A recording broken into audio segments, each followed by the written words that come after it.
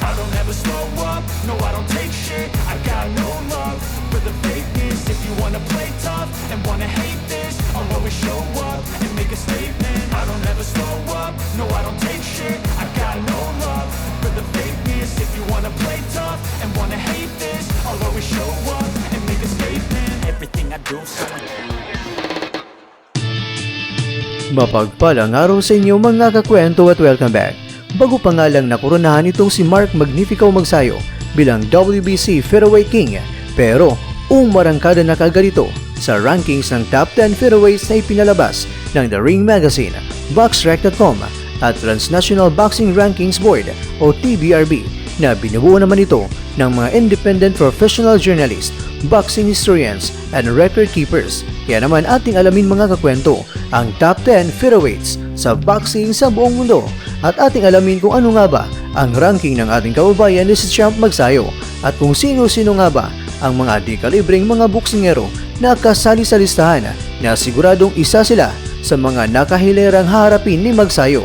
Sisimulan natin mga kakwento sa top 10 featherweights mula sa listahan ng BoxRec.com. Pero teka lang, ano nga ba ang BoxRec.com?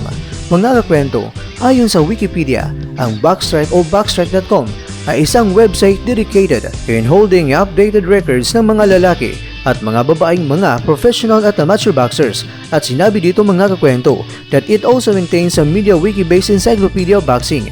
In short, online boxing official record keeper. Kaya naman ito ang top 10 featherweights na ranked by BoxRec.com.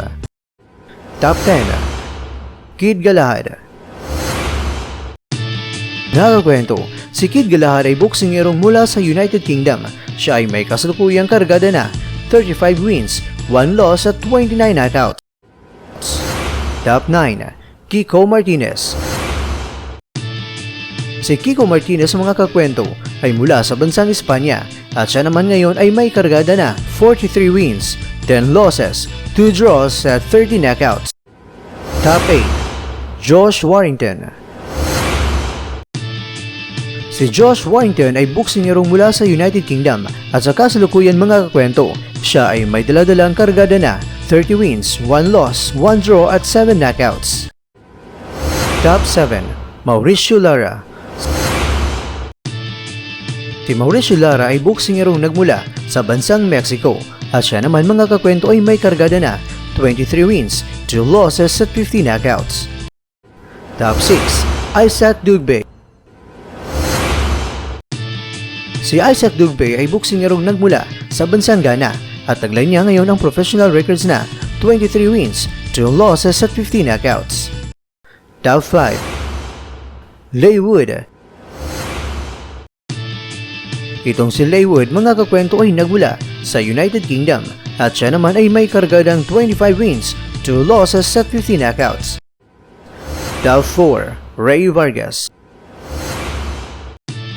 Itong si Ray Vargas mga kakwento ay ang mandatory featherweight challenger ng ating WBC featherweight champ na si Mark Magnifico Magsayo at siya ay nagmula sa bansang Mexico.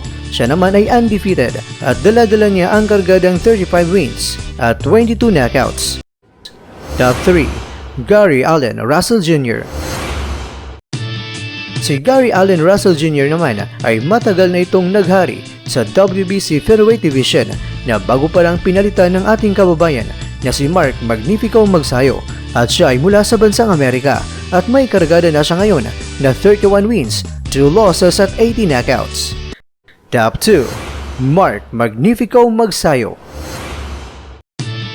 Nakakwento, ang bula nung si Mark Magnifico Magsayo ay nananatili pa rin na undefeated sa kanyang professional records at siya ngayon ay may kargada na 24 wins at 60 knockouts. Top 1. Emmanuel Navarrete.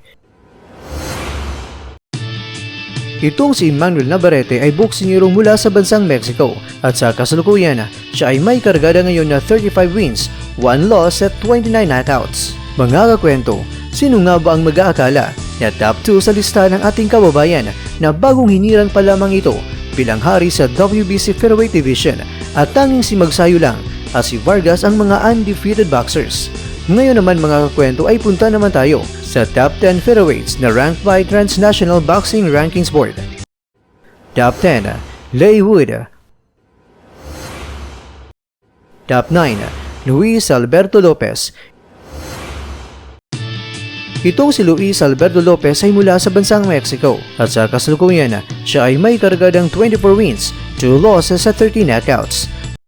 Top 8, Eduardo Ramirez. Mga kakwento, itong si Eduardo Ramirez ay nagmula pa rin ito sa bansang Mexico at siya ngayon ay may kargada na 26 wins, 2 losses, 3 draws at 1 no contest at may 12 knockouts. Top 7, Kid Galahad. Top 6, Josh Warrington. Top 5, Kiko Martinez. Top 4, Gary Allen Russell Jr. Top 3, Mark Magnifico Magsayo. Top 2, Emmanuel Navarrete. Top 1, Mauricio Lara. Ngayon naman mga kakwento, dito na tayo sa Top 10 Featherweights na ranked by Ring Magazine. Mga kakwento, pangilan kaya si Mark Magsayo dito? Sige nga, paki-pause muna ng video at gamitin mo ang iyong kapangyarihan na malaman ang ring at ulan mo kung anong rank nga ba si Mark Magsayo sa Ring Magazine. Sige nga mga kakwento, paki-comment sa baba. Top 10, Joet Gonzalez.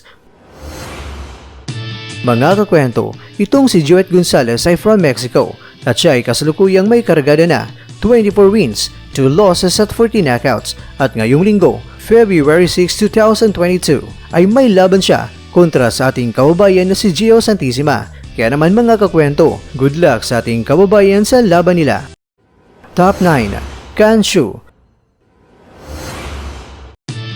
Si Can Xu ay mula sa bansang China at kasalukuyang siya ay may kargada na 18 wins, 3 losses at 30 knockouts. Top 8, Kid Galahad. Top 7, Leigh Wood. Top 6, Gary Allen Russell Jr. Top 5, Kiko Martinez. Top 4, Josh Warrington. Top 3, Mauricio Lara. Top 2, Mark Magnifico Magsayo. Top 1, Emmanuel Navarrete. Mga kakwento, preskong-presko pa nga ang pagkapanalo ng ating kababayan na si Mark Magsayo bilang bagong nakurunahan na WBC Featherweight King, pero hindi na matatawaran ang bilis ng pamamayagpag ng kanyang pangalan sa rankings ng mga World's Boxing Featherweight Fighters. At syempre, bilang kababayan natin si Mark, proud na proud tayo sa kanyang narating. At katunayan na, kakarating pa nga lang ng kanyang bagong WBC Featherweight belt. At dito natin makikita mga kakwento na sobrang saya talaga ni Magsayo nang natanggap niya ito. At hinihintay nilang nila ang belt para kay Coach Freddie Roach. Mga kakwento, kung si Magsayo ay may WBC belt, si Coach Freddie Roach ay meron ding matatanggap na WBC belt. At ito ang tinatawag na WBC Trainer's Belt. Ito ay isang special belt mga kakwento na inspired in the traditional towel worn at all times by boxing trainers. At ayon sa fightnews.com, sa panahong ang mga boksingero ng mga trainer ay magiging kampiyon, binibigyan din sila nito bilang pagbibigay pugay sa halaga ng kanilang ambag sa paghubog ng mga boxing's great champions. Pero mga kakwento, ang pagbibigay ng WBC Trainer's Belt ay nagsimula pa ito noong May 2018 hanggang sa kasalukuyan. Mga kakwento, sana naman ay magpapatuloy pa ang pamamayagpag ng pangalan ni Mark Magnifico Magsayo at sana maulit muli ang pagkakataon na tuwing may laban si Magsayo, tila ba hihinto ang mundo ng mga Pilipino at nakatutok sa laban ni Magsayo dahil napakasarap pakinggan na at least sa panahong ito, nagkakaisa ang mga Pilipino.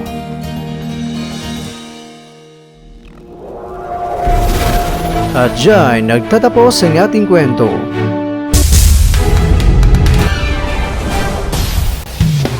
Maraming salamat mga kakwento sa inyong panonood. Pero baka naman ay hindi mo pa nagawa ito, ay aba gawin mo na. Please subscribe to Kwentong Iba na Kwento. Alright. Like, share, and subscribe.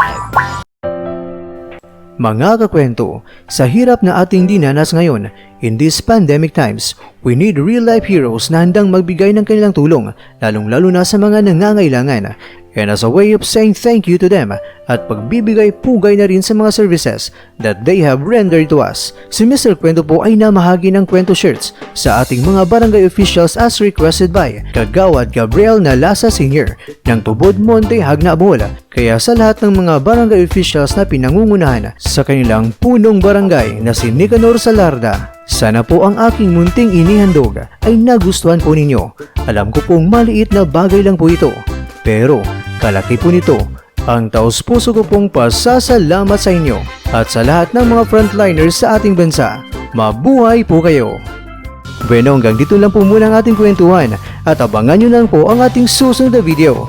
At dito lang po yan sa isang channel na kung saan maaaring ito'y mga kwentong di pa na kwento sa inyo.